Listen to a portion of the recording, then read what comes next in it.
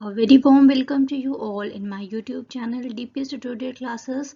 This is Divya and you are at the right place if you want to know about the physics of class 9th. If you like this channel then please hit the bell icon and subscribe to my YouTube channel.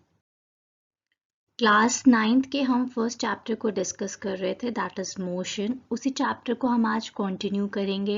इस chapter में आगे start करने से पहले एक बार मैं आपको recall करा देना चाहती हूँ कि लास्ट की क्लासेस में हमने दो मेन टॉपिक्स स्टडी किए हैं। डिस्टेंस डिस्प्लेसमेंट के बारे में हमने जाना है और यूनिफॉर्म और नॉन यूनिफॉर्म मोशन क्या होता है इसके बारे में हमने स्टडी किया था। आज का जो हमारा टॉपिक है वो है स्पीड।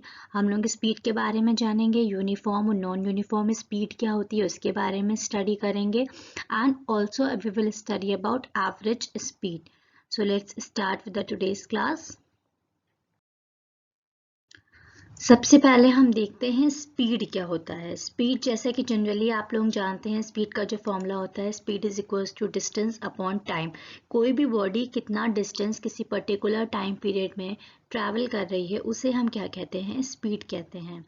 और जब हम लोगों ने स्टार्टिंग में अभी पढ़ा था तो हम लोगों ने दो क्वांटिटीज के बारे में स्टडी किया था, that were scalar and vector quantities. एक बार फिर से उन्हें रिकॉल कर लेते हैं। स्केलर क्वांटिटीज बेसिकली हमारी वो क्वांटिटीज होती हैं जिनमें सिर्फ और सिर्फ मैग्नीट्यूड प्रेजेंट होता है, उसमें कोई भी डायरेक्शन नहीं होता है।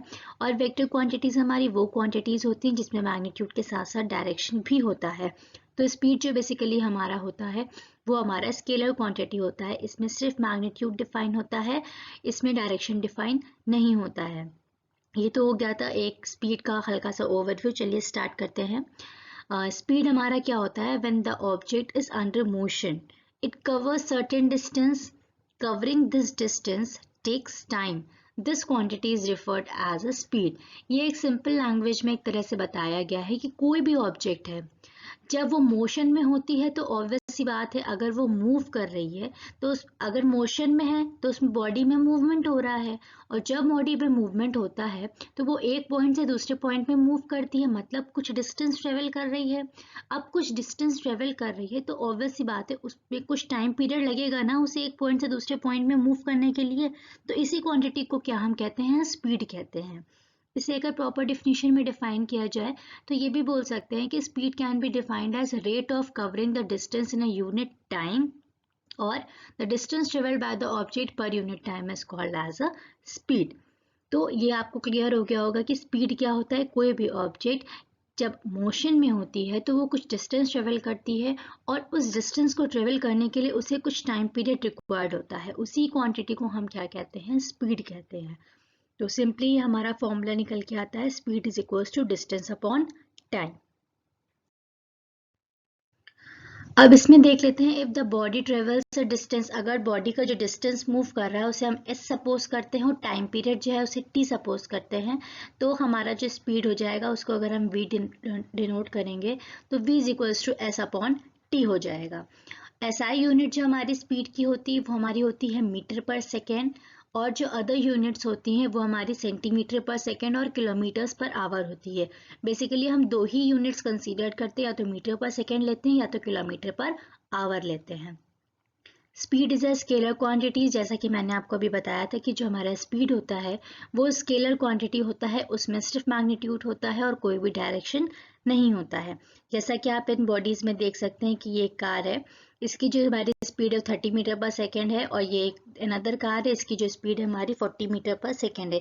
ये एरो ऐसे शो है, इसमें कोई डायरेक्शन शो नहीं हो रहा है। अब हमने स्पीड के बारे में जाना है, अब हम जानेंगे यूनिफॉर्म स्पीड क्या होता है। दो स्पीड्स हमारी है, तीन स्पीड बेसिकली जिन्हें हम डिस्कस करेंगे, uniform speed, non uniform speed and average speed. सबसे पहले हम देखते हैं यूनिफॉर्म स्पीड क्या होता है। अब स्पीड तो आपको पता चल गया है कि कोई बॉडी कुछ पर्टिकुलर डिस्टेंस ट्रेवल कर रही है किसी पर्टिकुलर टाइम पीरियड में, तो अगर वो जो पर्टिकुलर डिस्टेंस ट्रेवल कर रही है किसी पर्टिकुलर टाइम पीरियड में वो यूनिफॉर्म अगर होता है तो हमारा स्पीड कैसा हो जाएगा, यूनिफॉर्म स्पीड हो जाएगा। जैसा कि हमने मोशन के बारे में, मोशन में जब स्टडी किया था कि हमारा यूनिफॉर्म और नॉन यूनिफॉर्म मोशन क्या होता है, वैसे ही हमारा यूनिफॉर्म स्पीड होता है। If the body covers equal distance in equal time interval then its speed is said to be uniform. जब कोई भी बॉडी किसी भी टाइम पीरियड में, किसी पर्टिकुलर टाइम पीरियड में कोई पर्टिकुलर डिस्टेंस ट्रेवल कर रही है और जो उसकी ये यूनिफॉर्मिटी है वो कम्प्लीटली मेंटेन है, तो उस स्पीड को हम क्या कहेंगे, यूनिफॉर्म स्पीड कहेंगे। इसको और अच्छे से समझने के लिए हम एक एग्जांपल कंसीडर करते हैं। यहाँ पे हम कोई एक कार कंसीडर करते हैं। यहाँ पे हमारा 3 पॉइंट्स है, ए पॉइंट है, बी पॉइंट है और सी पॉइंट है। कोई कार है, ए पॉइंट से स्टार्ट करती है, बी पॉइंट तक आती है, टोटल डिस्टेंस जो ट्रेवल कर रही है वो 10 मीटर्स है। इसको मूव करने के लिए टोटल 5 सेकेंड्स लग रहा है। वही कार वापस बी से सी पॉइंट पे मूव करती है और उसके बाद जो उसका डिस्टेंस ट्रेवल होता है वो हमारा 10 मीटर्स होता है, और यहाँ पे भी टाइम जो लग रहा है वो 5 मीटर लग रहा है। मतलब इसकी स्पीड इस पॉइंट से इस पॉइंट तक अगर हम कैलकुलेट करते हैं तो डिस्टेंस अपॉन टाइम है, डिस्टेंस हमारा 10 है, टाइम हमारा 5 है, तो इसकी स्पीड कितनी हो जाएगी, 2 मीटर पर सेकेंड। मतलब इसको ए पॉइंट से बी पॉइंट पे मूव करने के लिए 2 मीटर पर सेकेंड की स्पीड से मूव कर रहा है, तो ये 5 सेकेंड में 10 मीटर ट्रेवल कर ले रहा है। इसके बाद हम यहाँ बी पॉइंट से सी पॉइंट लेते हैं, तो यहाँ पे भी जो डिस्टेंस मूव कर रहा है वो 10 मीटर्स है और जो टाइम कंज्यूम कर रहा है वो 5 सेकेंड्स है। तो यहाँ पे भी जो इसकी स्पीड निकल के आती है वो 2 मीटर पर सेकेंड आती है। मतलब जो हमारा ऑब्जेक्ट है, जो हमारी कार है, वो एक यूनिफॉर्म स्पीड से मूव कर रही है।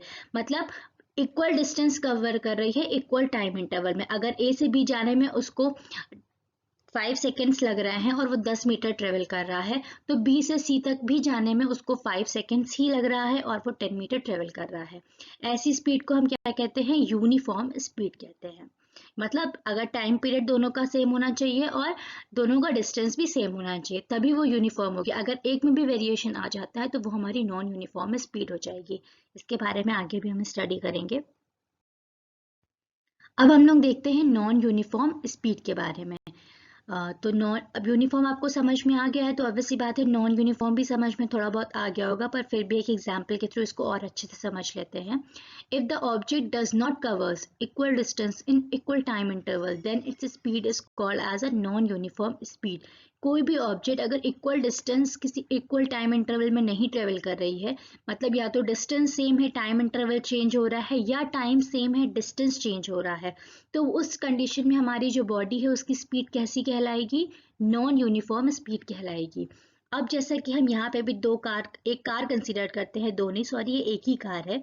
3 पॉइंट्स कंसीडर करते हैं, ए पॉइंट, बी पॉइंट और सी पॉइंट। जब ये कार हमारी ए पॉइंट से बी पॉइंट पे मूव कर रही है, तो इसको मूव करने के लिए टाइम कंज्यूम जो हो रहा है वो 5 सेकेंड है, और कितना डिस्टेंस मूव कर रही है, 20 मीटर डिस्टेंस मूव कर रही है। तो इस पॉइंट पे जो इस कार की स्पीड हो जाएगी वो क्या हो जाएगी, 20 मीटर अपॉन 5 सेकेंड्स, क्योंकि डिस्टेंस अपॉन टाइम होता है। डिस्टेंस हमारा 20 मीटर है, टाइम हमारा 5 सेकेंड है, तो यहाँ पे इसकी स्पीड कितनी हो जाएगी, 4 मीटर पर सेकेंड हो जाएगी। अब बी पॉइंट पे आने के बाद इसे सी पॉइंट पे मूव करने के लिए 5 सेकेंड्स लग रहे हैं, और इस पॉइंट पे जो इसका डिस्टेंस ट्रेवल हो रहा है वो 10 मीटर हो रहा है।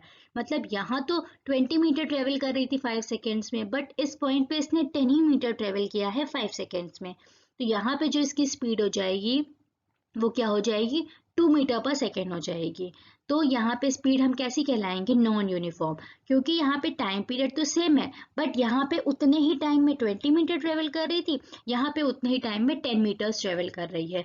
तो यहाँ पे बॉडी की स्पीड क्या हो जाएगी, नॉन यूनिफॉर्म। मतलब यहाँ वो ज़्यादा फास्ट ट्रेवल कर रही थी, यहाँ पे उसकी स्पीड जो है वो स्लो हो गई। यहाँ पे वो 4 मीटर पर सेकेंड की स्पीड से ट्रेवल कर रही थी, और इस पॉइंट पे वो 2 मीटर पर सेकेंड की स्पीड से ट्रेवल कर रही है। नेक्स्ट केस में इसी का ही दूसरा केस ऐसा भी हो सकता है कि यहाँ पे भी 20 मीटर ट्रेवल कर रही है और यहाँ पे भी 20 मीटर ट्रेवल करे, बट यहाँ मूव करने में उसको 5 सेकेंड लगे और यहाँ मूव करने में उसको 10 सेकेंड लगे। तो ये केस भी हो सकता है। तो ये हमारा हो गया नॉन यूनिफॉर्म स्पीड। अब हम जानेंगे एवरेज स्पीड क्या होता है, when the speed is variable. देखिए, एवरेज स्पीड बेसिकली हम तभी निकालते हैं जब हमारी जो बॉडी का मूवमेंट है वो नॉन यूनिफॉर्म है।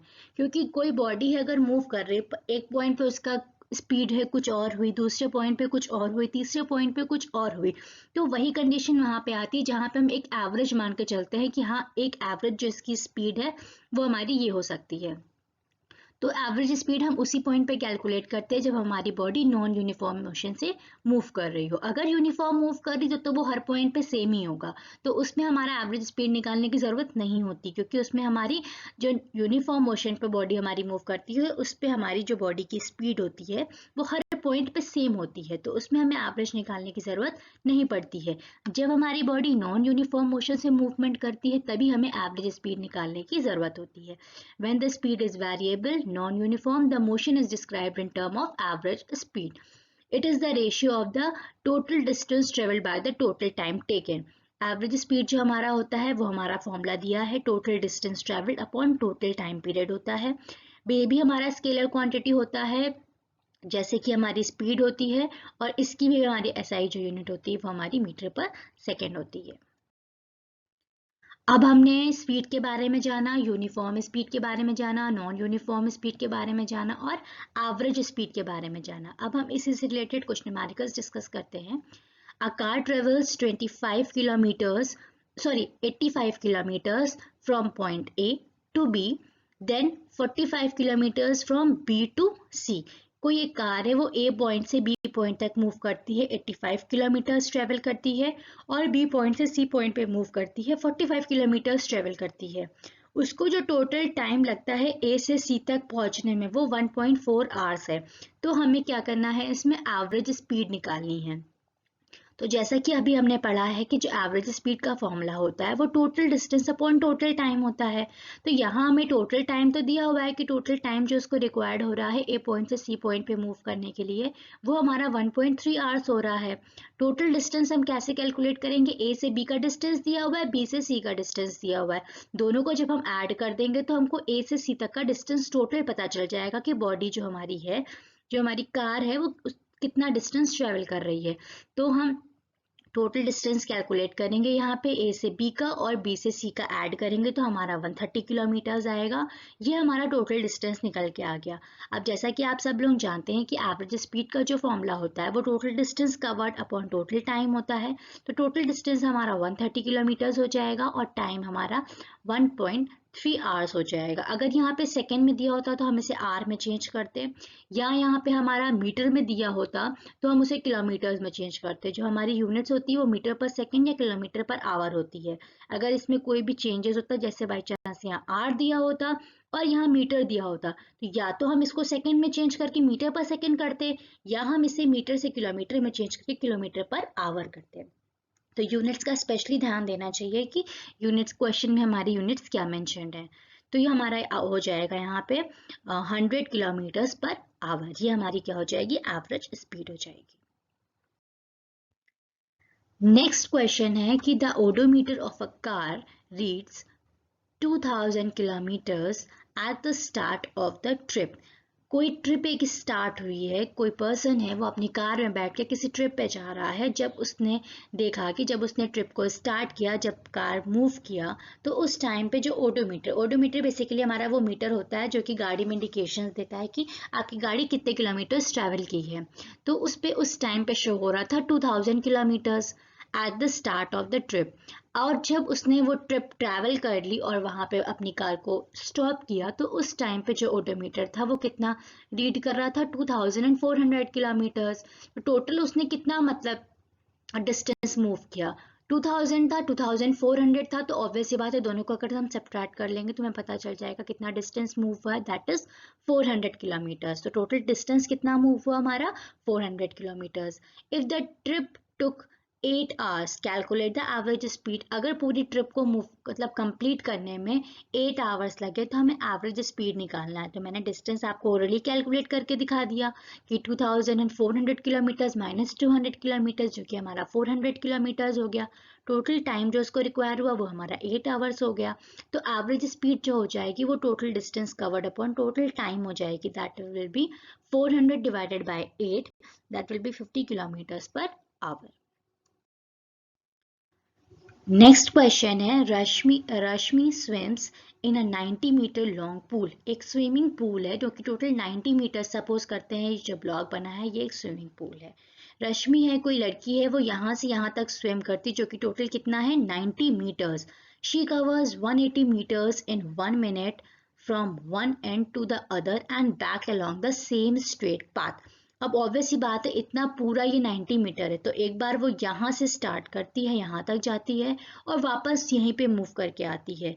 तो टोटल डिस्टेंस उसने कितना ट्रेवल किया, 90 इधर गई, वापस 90 इधर आई, तो 90 प्लस 90 हमारा कितना हो जाएगा, 180। 180 इसमें दिया हुआ है कि टोटल जो उसने कवर किया है वो 180 मीटर है और उसको जो टाइम रिक्वायर्ड हुआ है वो 1 मिनट है। हमें एवरेज स्पीड कैलकुलेट करनी है। वैसे ही सिंपल क्वेश्चन है, हमारा total distance upon total time आ जाएगा, इसमें कुछ भी नहीं है। बट हाँ, इस क्वेश्चन में एक चीज़ इंपॉर्टेंट है जो कि माइंड करने वाली है। जैसा कि मैंने आपको बताया था कि जो यूनिट्स हमारी होती है मीटर पर सेकेंड होती है, किलोमीटर पर आवर होती है। यहाँ पे हमारी क्या है, मीटर में तो दिया है, बट यहाँ पे हमारा टाइम कितना दिया है, 1 मिनट दिया है, इसे हमें सेकेंड में चेंज करना पड़ेगा। तो जैसा कि आप लोग जानते हैं कि 1 मिनट में टोटल 60 सेकेंड्स होते हैं, तो टाइम जो हमारा हो जाएगा वो 1 minute is equal to 60 seconds हो जाएगा।